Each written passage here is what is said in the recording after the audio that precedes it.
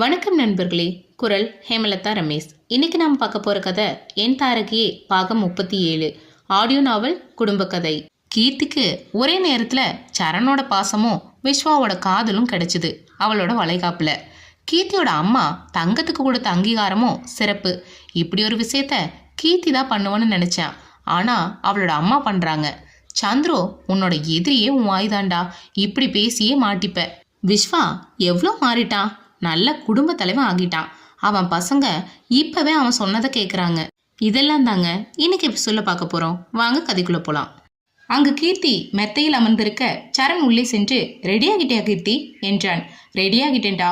ஆமா, என்னாச்சு, வர இவ்வளோ லேட்? டிராஃபிக்ல மாட்டிட்டோம் கீர்த்தி, அதான் என்று சொல்ல, அப்போது சரண் அவள் கால் வீக்கத்தை பார்த்து, என்னாச்சு கீர்த்தி, கால் வீங்கிருக்கு என்றான். டே, இது அண்ணி பிரெக்னண்டா இருக்கும்போது வீங்குச்சுல, அது மாதிரி தான். சரி இரு, நான் சுடுதண்ணி ஒத்தனை தரேன், சரியாகிரும்.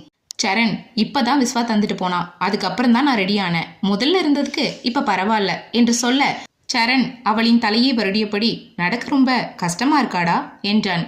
இல்ல சரண், எப்போதும் போலதான் இருக்கு. ஆனா கொஞ்ச நேரம் நடந்தாவே மூச்சு வாங்குது.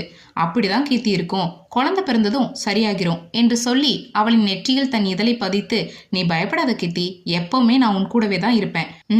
சரி என்று சொல்ல, அப்போது விஸ்வா, கீர்த்தி உன்னை கூப்பிடுறாங்க என்று சொல்லி கொண்டு உள்ளே வர, அப்போது உள்ளே இருந்த சரணை பார்த்தவன், நீங்க இங்கதான் இருக்கீங்களா என்று கேட்டு, மச்சான் கீர்த்தியை வர சொல்றாங்க, கூட்டிட்டு வாங்க என்று சொல்ல, அப்போது கீர்த்தி சரணுக்கும் விஸ்வாவுக்கும் இடையே தேவதையாக நடந்து வந்தாள். கீர்த்தி அவர்கள் இருவருக்கும் இடையே நடந்து வருவதை பார்த்து மங்கையின் மனம் இவர்களின் உறவு வாழ்வின் இதே போல தொடர வேண்டும் என்று மனதில் வேண்டிக் கொள்ள, பிருந்தா கீர்த்தியை அழைத்து வந்து அங்கிருந்த சேரில் அமர வைத்தாள். அப்போது ராஜி, சமந்தி நீங்களே முதல்ல ஆரம்பிங்க என்று சொல்ல, மங்கை சந்தனத்தை எடுத்து கீர்த்தியின் கன்னத்தில் பூசி தன் அருகில் இருந்த பிருந்தாவிடம் வளையலை எடுத்து தந்து, இத போட்டு விடுமா என்றார். அத்த, நான் எப்படி, நீங்களே போடுங்க என்று சொல்ல, அதற்கு மங்கை, என்னோட காலம் முடிஞ்சிருச்சுமா, இனி எல்லாம் இவளுக்கு நீதானே செய்யணும், அதனால நீயே போடு என்று சொல்ல, அப்போது பிருந்தா சரணின் முகம் பார்த்தாள்.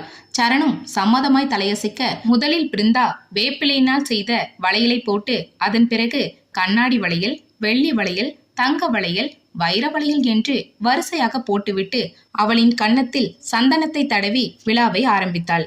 பின்பு வரிசையாக ராஜி, வாணி, சிவன்யா, வினிதா என்று வரிசையாக அவளின் கன்னத்தில் சந்தனம் தடவ, அப்போது விழாவில் ஒதுங்கி இருந்த தங்கத்தை மங்கை கட்டாயப்படுத்தி அழைத்து வந்து சந்தனம் பூச வைக்க, முத்துக்குமார் மற்றும் ராஜசேகரின் மனம் ஒருவித நிம்மதியை அடைந்தது.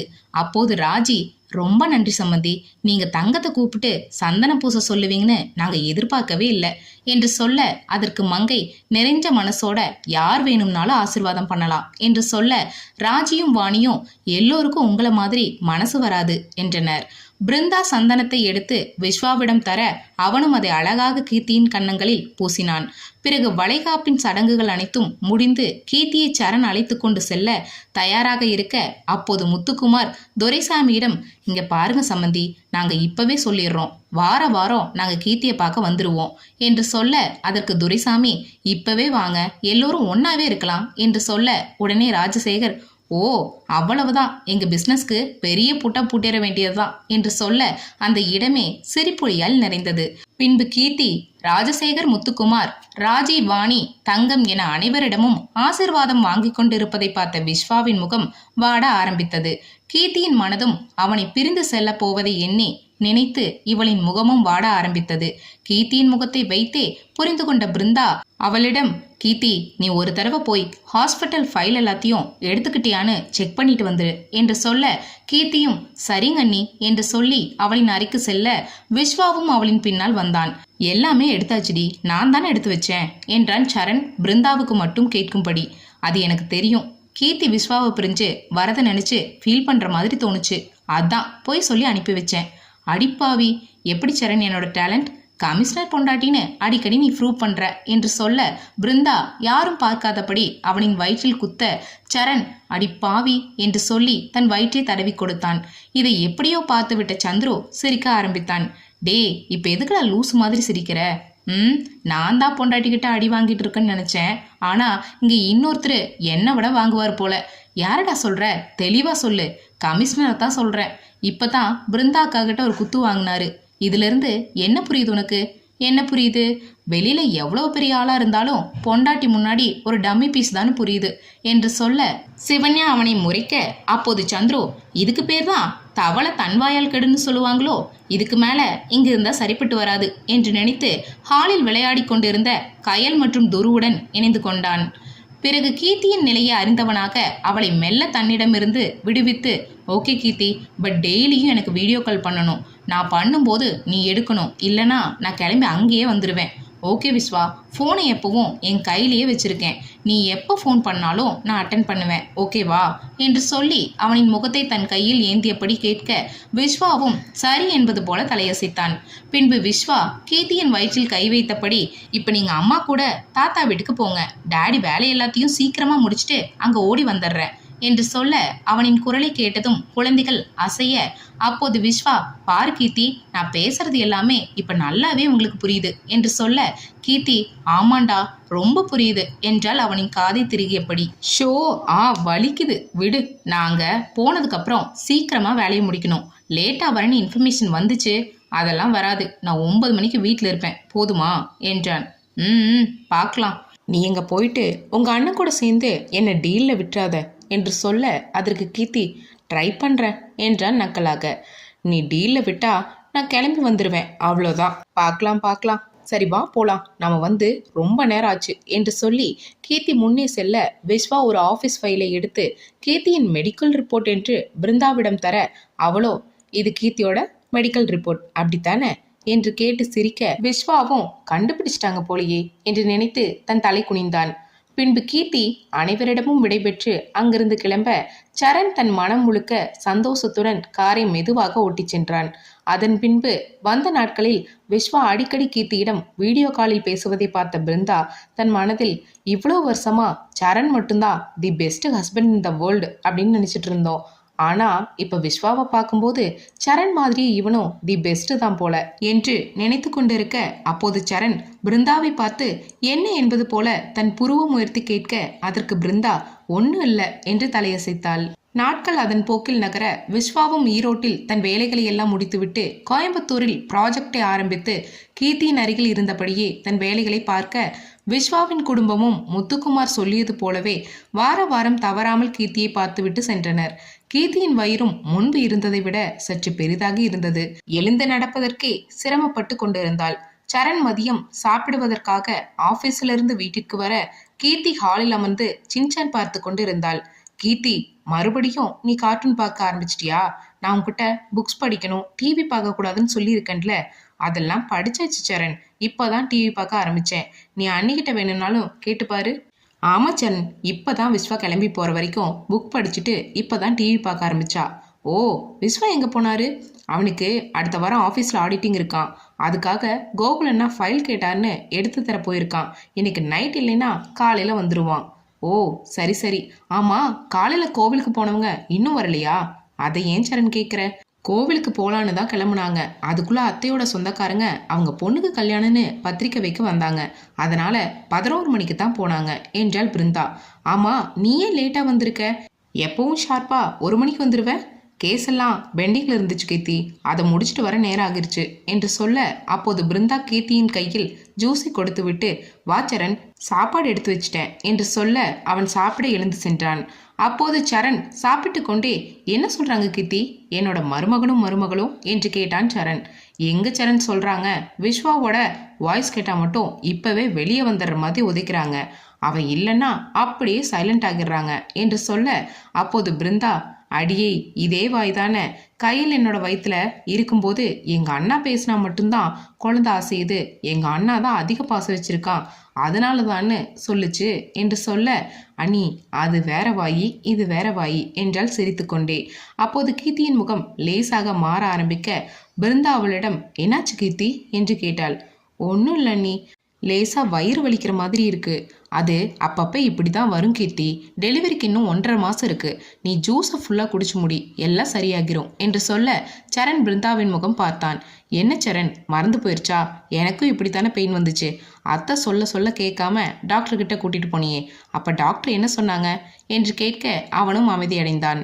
ஆனாலும் கீர்த்திக்கு நேரம் ஆக ஆக வலி அதிகமாக ஆரம்பிக்க, அண்ணி வலி அதிகம் ஆயிட்டே இருக்கு என்று சொல்ல, பிருந்தா, ஏங்க இது சாதாரண வலி மாதிரி தெரியல, நான் போய் ஃபைல்ஸ் எல்லாம் எடுத்துக்கிறேன், ஹாஸ்பிட்டல் போகலாம் என்று சொல்ல, சரணும் சாப்பிட பாதியிலேயே கை கழுவி விட்டு, ஒன்றும் இல்லை கீர்த்தி, நம்ம இப்போ ஹாஸ்பிட்டல் போயிடலாம், எழுந்திரி என்று அவளின் கைகளை பிடிக்க அவளால் எழுந்திரிக்க முடியவில்லை.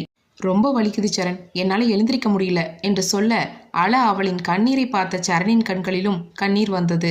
ஒன்றும் பிரச்சனை இல்லை கீர்த்தி, அதான் நான் இருக்கேன்ல, நான் உன்னை தூக்கிட்டு போகிறேன், நீ அழாம இரு, ஹாஸ்பிட்டல் போனால் எல்லாம் சரியாகிரும் என்று சொல்லி அவளை தன் கைகளில் ஏந்தி கொள்ள, பிருந்தா ஃபைல்களை எடுத்துக்கொண்டு ஓடி வந்து கார் கதவை திறந்துவிட, சரண் அவளை உள்ளே படுக்க வைத்து காரை ஹாஸ்பிட்டல் நோக்கி ஓட்ட ஆரம்பித்தான். ஒன்றும் இல்லை கீர்த்தி, இப்போ நாம ஹாஸ்பிட்டல் போயிடலாம், நீ பயப்படாத, அழாமிரு என்று அவளுக்கு தைரியம் சொல்லிக்கொண்டே தன் கண்ணில் வழிந்த கண்ணீரை துடைத்தாள். இன்னும் 10 நிமிஷம்தான், போயிடலாம் கீர்த்தி என்றான் சரண் காரை வேகமாக ஓட்டியபடி. அப்போது அண்ணி, விஸ்வாவுக்கு ஃபோன் பண்ணி வர சொல்லுங்க என்றால் அழுது கொண்டே. கீர்த்தி, நீ அழாத, நான் இப்பவே ஃபோன் பண்றேன் என்று சொல்லி பிருந்தா விஸ்வாவுக்கு ஃபோன் செய்தாள். முதல் ரிங்கிலேயே ஃபோனை அட்டன் செய்த விஸ்வா, ஹலோ சொல்லுங்கக்கா என்றான். விஸ்வா, எங்க இருக்க நீ என்று கேட்க, அப்போது அவனுக்கு பிருந்தா பேசியதோடு சேர்த்து கீர்த்தியின் அழுகையும் கேட்டது. என்னாச்சுக்கா, கீர்த்தி எது கலரா என்றான் பதற்றமாக. விஸ்வா, கீர்த்திக்கு திடீர்னு பெயின் வந்துருச்சு, நாங்கள் ஹாஸ்பிட்டல் கூட்டிட்டு போயிட்டு இருக்கோம், நீ சீக்கிரம் வா என்று சொல்ல, அக்கா நான் இப்போ சைட்ல தான் இருக்கேன், இன்னும் ஈரோடு கிளம்பல, நீங்க அங்கே போறதுக்கு முன்னாடியே நாங்கள் வந்துடுவேன், அவளை அளவு என்னன்னு சொல்லுங்க, சரண் மச்சா எங்க, அவருக்கு சொல்லிட்டீங்களா? சரண் தான் டிரைவ் பண்ணிட்டு இருக்கான் என்றதும் விஸ்வாவின் மனம் சற்று அமைதியடைந்தது. அக்கா, நீங்க கீர்த்தி கிட்ட கொடுங்க போனை என்று சொல்ல, பிருந்தா கீர்த்தியின் காதில் போனை வைத்தாள். கீர்த்தி, நான் இப்ப ஹாஸ்பிட்டலுக்கு தான் வந்துட்டு இருக்கேன், சரண் தான் உன் கூடவே இருக்கார்ல, எதுவும் ஆகாது, நீ அழாமிரு, நீ அழுதா அப்புறம் உள்ள இருக்க குழந்தைகளும் பயந்துருவாங்க என்று சொல்ல, கீர்த்தியின் அழுகை சற்று குறைந்தது. சிறிது நேரத்தில் சரண் மருத்துவமனையின் முன்பு காரை நிறுத்த, ஏற்கனவே சரண் மருத்துவமனைக்கு போன் செய்து இருந்ததால் ஸ்ட்ரக்சரை வைத்துக்கொண்டு சிலர் இவர்களுக்காக காத்து கொண்டிருக்க, சரண் கீர்த்தியை தூக்கி அவர்கள் வைத்திருந்த ஸ்ட்ரக்சரில் படுக்க வைத்தான். அண்ணா, இன்னும் விஸ்வா வரலையா என்று கேட்டு அழ, சரணோ இப்ப வந்துருவாருமா, நீ அழாத என்று சொல்ல, அதே சமயம் விஸ்வா காரை பார்க் செய்துவிட்டு ஓடி வந்தான். அப்போது அவனை பார்த்த பிருந்தா, இதோ விஸ்வா வந்துட்டான் என்று சொல்ல, கீர்த்தி ஸ்ட்ரக்சரில் படுத்திருந்தபடியே திரும்பி பார்க்க, அவனோ பதறியபடி அவனின் கையை பிடித்து கொண்டு நின்றிருந்தான். கீர்த்தி, அதான் நான் வந்துட்டேன்ல, அழாத கீர்த்தி, நீ அலறதை என்னால் பார்க்க முடியல என்று சொல்லி கண்ணீர் வடிக்க, அதை பார்த்த பிருந்தா, என்ன விஸ்வா, நீயும் அவ கூட சேர்ந்துட்டு அலற, நீ தானே தைரியம் சொல்லணும் என்று சொல்லி கொண்டிருக்க, அப்போது நீங்க எல்லாரும் வெளியிருங்க என்று சொல்லி கீர்த்தியை மட்டும் அறைக்குள் கூட்டிச் சென்றனர். உள்ளே கீர்த்தி அழுவது வெளியே இருந்த சரண் பிருந்தா விஸ்வாவுக்கு தெளிவாக கேட்க, விஸ்வா தன் தலையை பிடித்து கொண்டு அமர்ந்தான். சரணோ அந்த அறையின் முன்பு பதற்றத்தில் நடைப்பயணம் கொண்டிருக்க, பிருந்தா அனைவருக்கும் தகவலை சொன்னாள். தகவலை அறிந்து முத்துக்குமார், ராஜசேகர், சந்துரு, துருவ், சிவன்யா, வாணி, ராஜி, தங்கம், வினி, ஆதவ் என அனைவரும் கிளம்பி கோயம்புத்தூரை நோக்கி வேகமாக வந்து கொண்டிருக்க, துரைசாமியும் மங்கையும் கைலை அழைத்து கொண்டு கோவிலிலிருந்து நேராக ஹாஸ்பிட்டலுக்கு வந்தனர். பிருந்தா, என்ன ஆச்சுமா, காலையில் நல்லா தானே இருந்தா, டெலிவரி இன்னும் 1.5 மாதம் இருக்கேம்மா. அத்தை, நானும் இது சாதாரண வலின்னு தான் நினச்சேன், ஆனால் வலி அதிகமாகிட்டே இருக்குன்னு சொல்லவும் தான் கூட்டிகிட்டு வந்தோம், அவளால் வலியை தாங்கவே முடியல அத்தை என்று சொல்ல, அந்த சமயம் கீர்த்தியை அனுமதித்திருந்த அறையிலிருந்து வெளியே வந்தார் டாக்டர் மாலா.